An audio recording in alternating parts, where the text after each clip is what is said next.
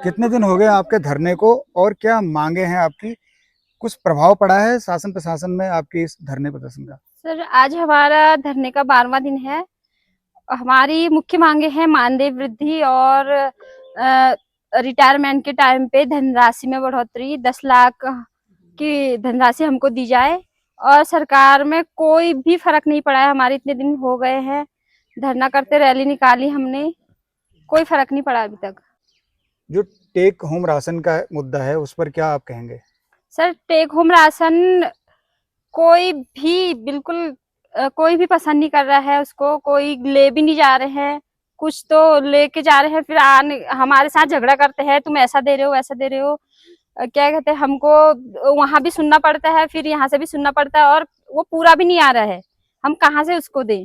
Sir, 6 लाभार्थी है, जैसे तीनों का आ रहा है, तीनों का नहीं आ रहा है, हम कहाँ से उसकी पूर्ति करें? सर, हमको यहाँ सामान विभाग से कुछ लेके जाना पड़ता, तो सारे बाजार से होके हमको सिर में ढोल के ले जाना पड़ता है। 100 रुपये, हम यही लोकल के भी तो 100 रुपये हमारा किराया लगता है, 40 आने का 40 जाने का। और क्या कहते हैं, उसको भी हम अपने सर में ले जाते हैं। 200 रुपये गाड़ी वाले लेते हैं। अगर हम गाड़ी से अगर लेके भी जाए केंद्र तक तो 200 रुपये लेके जाते हैं। हमारा वो कुछ भी नहीं मिलता हमको, हम उसको कैसे पहुंचाए? कब तक आप धरने पर बैठे रहेंगे? सर, अनिश्चित काल तक, जब तक हमारी कोई मांग नहीं सुनाई जाती कुछ भी। अभी कोई रिस्पांस अभी सरकार से नहीं आया? सर, कुछ नहीं आया है अभी तक।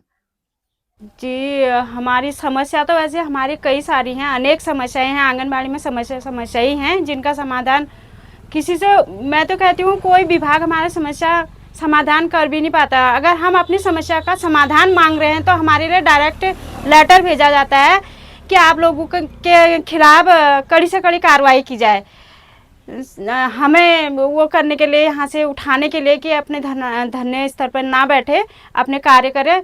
हमसे ये पता चलता है कि सरकार को कितना नुकसान हो रहा है कि हम धरातल पर काम करते हैं, तो पूरी जितनी भी रिपोर्टें हैं हमारे धरातल से हम कार्य करते हैं, हमारे आंगनबाड़ी करती हैं, तब जाके हमारी रिपोर्टें आगे से आगे प्रशासन तक पहुंचती हैं।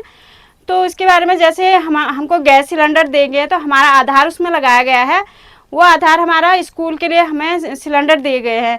तो हम अपने घर के लिए अगर सिलेंडर लेना चाहे तो हम कैसे अपने घर के लिए खाना बनाएंगे? हम स्कूल में जो रखेंगे उसको अपने घर में जो इस्तेमाल करेंगे। तो हम चाहते हैं कि हमारा आधार कार्ड उससे हटाया जाए, या फिर अन्य कोई उसका समाधान निकाल के इसको। मेन मुद्दा ये भी है कि हम भरे सर, वो तो बंद ही पड़ गया, कहाँ से भरते हैं हम? जो है हमारे यहाँ तक पहुँच नहीं पाते, हम भरे कहाँ से उसको? 2 मिले हैं हमको, एक स्कूल का मिला है, माता समिति में हमारा नाम ठहरा उसमें, और उसमें हमारा आधार कार्ड भी ठहरा, उसमें हमारा मोबाइल नंबर भी हुआ। अब हम हमारी घर की गैस मिल नहीं रही है, तो घर की गैस मिल नहीं रही है तो हम खाना किसमें बनाएंगे?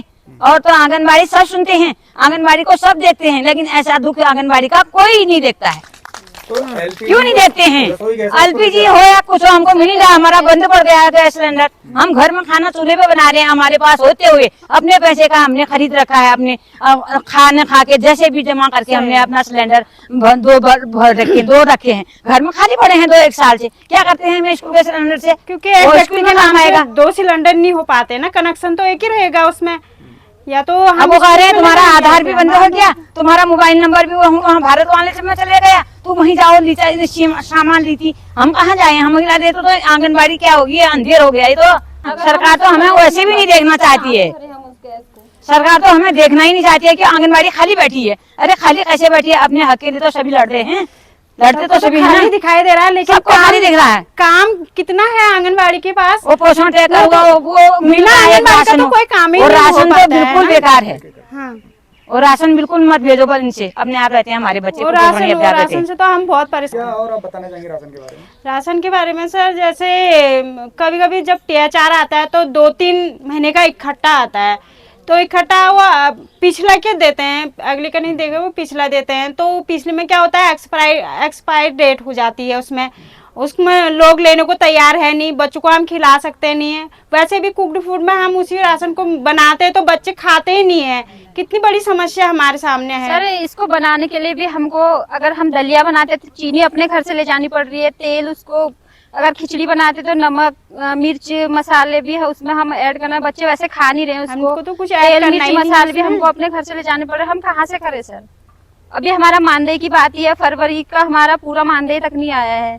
फरवरी से हम बिना मानदेय के बैठे हैं घर में। हम अकेले खुद करने वाले, बच्चे पालने हैं सर, कहाँ से करें हम। हाँ जी, क्या कहेंगे? हाँ जी सर, ऐसा है ना, जैसे THR वाले सामान लाते हैं तो रात को शाम के 5 बजे बोलते हैं कि केंद्र में आ जाइए, 6 बजे बोलते हैं कि हम आ रहे हैं, सामान ला रहे हैं तो हम आ जाए। तो हम कहाँ जाएं उस 5 बजे? तो रोड में फेंके जाते हैं, वहाँ से हमें ढूंढना पड़ता है वहाँ से, तो हमें परेशानी होती है। वो हमारी उत्तराखंड सरकार से निवेदन है कि वो ऐसा ना करें और केंद्र के टाइम पे हमें सामान पहुँचाएं।